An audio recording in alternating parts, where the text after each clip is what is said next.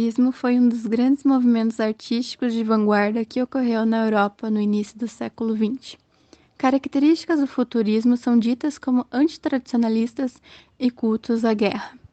Nasceu oficialmente em 1909, a partir do primeiro manifesto futurista do escritor Philippe Tommaso.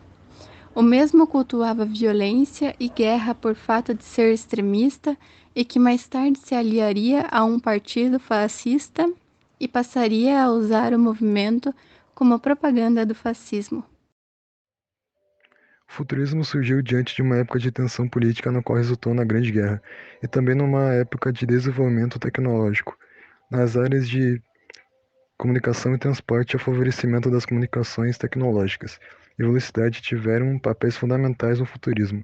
O futurismo mostrou ser um dos movimentos mais radicais da vanguarda e a sua agressividade. O futurismo deixou sua marca na arte, na pintura, literatura, arquitetura, e esses são alguns dos principais artistas.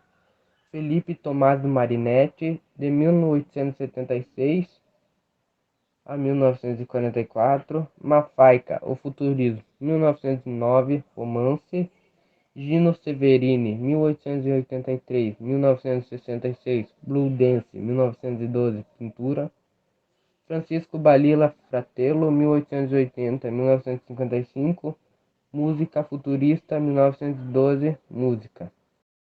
Algumas das características do futurismo apresentam o antitradicionalismo, que foi a liberdade de criação, sem as amarradas da arte acadêmica, defesa de higiene mental, eliminam a sujeira ou o pensamento tradicional.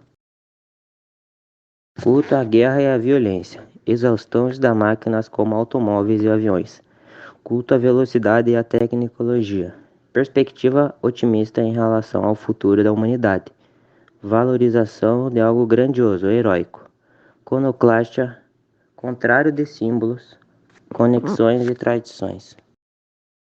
O futurismo no Brasil. Na época, a imprensa do Brasil parecia não compreender a diferença entre modernismo e futurismo, e devido a esse fato, os dois movimentos eram tratados como uma coisa só. No entanto, em 1920 houve uma grande preocupação em rejeitar qualquer vínculo direto com a estética futurista, o que tem muito a ver com a postura ideológica em oposição ao fascismo que Marinetti apresentava. Sendo assim, a maioria dos modernistas que a recepcionaram no Brasil preferiram manter o distanciamento do criador do futurismo. A origem futurista do movimento modernista no Brasil não pode ser negada e teve grande ascensão na cidade de São Paulo, o berço do modernismo brasileiro.